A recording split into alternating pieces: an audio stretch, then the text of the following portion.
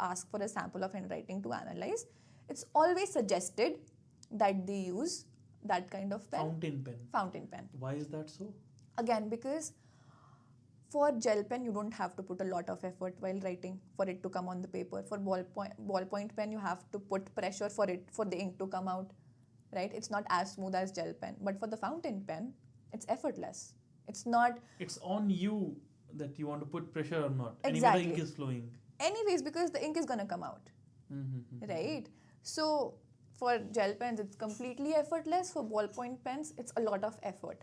We don't use it consciously anymore, I know, because who puts that much of brain while writing? But when you come into it analyzing the handwriting, it's always preferred the fountain pen, because the amount of pressure that you have to put while writing, it's the balance of both gel pen and the ballpoint pen. So it's always suggested to use that kind of pen. Now coming on to the pressure, while the pressure is very light, right? That means that person is fine. They don't want recognition, or they're not putting a lot of effort into what they want in their life as like a personality trait. They won't put a lot of hard work into it. They're very easygoing. If it happens, it happens. If it doesn't, it doesn't. I don't care, right? That is their mindset. And for the medium pressure, okay, I am putting in the efforts. That's good. Do I need to put more? I'll put it. If I need to work, if I need to take a break, I'll take, they put healthy amount of pressure. Yes, healthy amount of pressure. Everything is healthy, right? And if it's a lot of pressure, oh my God, I need to do this. I need to do this. I have to do this. I have to do this in order to get this done. Now that can be confidence also. Overconfidence. The healthy, the normal kind of pressure is confidence. Okay.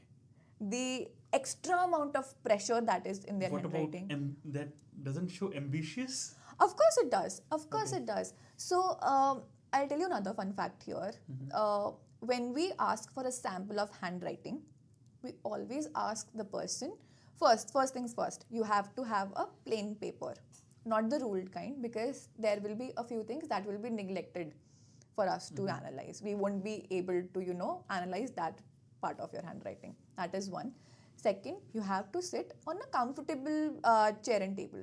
You don't have to be in bed and okay, I'm writing it to get it analyzed. No, that's not the way you do it.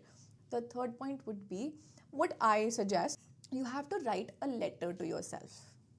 Take your time. You don't have to script it. Nobody is going to read what you've written. Nobody cares. No graphologist cares what you've written. Honestly. We do not get into emotions and everything. Actually, I would like to interrupt a bit. Yeah. I always thought that it would be best if the analyzed script is pre-written. Like if you have, like I wrote it like 3-4 days back without even thinking that you'll be going to analyze it. Right. So is it not the best? It sure is. I'm not saying it's the bad. When I'm already having this in mind that a graphologist is going to see it, I'll try my best to make it as beautiful as possible. Till what extent? Till what extent would you try to beautify it? Like a letter is nothing, it's just right? 1,000 words. Exactly. Not even 1,000. I asked for 150 to 200 words. Yeah, so that's even it. 150 words, anyone can pretend it. Exactly. Anyone can, falsify about how their handwriting actually is. But would they be able to, in the starting? Okay. Let's just finish one fact and then I'll jump on to the other fact, okay? Sure, please. So the first fact that I was talking about was that you have to write a letter to yourself, because when you write a letter to yourself, there might be a few words little above the baseline that you are following or little below the baseline that you are following. Now baseline means the line that you are writing in. Parallel line to the page. Exactly. Okay. Right. So if the word is going above the baseline that you are following, the imaginary baseline that you have on the paper, if it's going above, that means you have a positive emotion connected with that word. Right? If the particular word is going up. A particular word is going up, then the sentence. Okay. Right? That means you have a positive emotion connected to that word, associated with that word. And if it's below that baseline or below the other part of the sentence, the rest part of the sentence, it means that you have some kind of negative emotion connected to that word. Right? So that is why we ask that, okay, just write a letter to yourself. And when you try to write a letter to yourself, as you said, a person might try to, pretend that they have a very good handwriting. That would be when they are copying a paragraph. They are looking at a paragraph and they're writing it, right?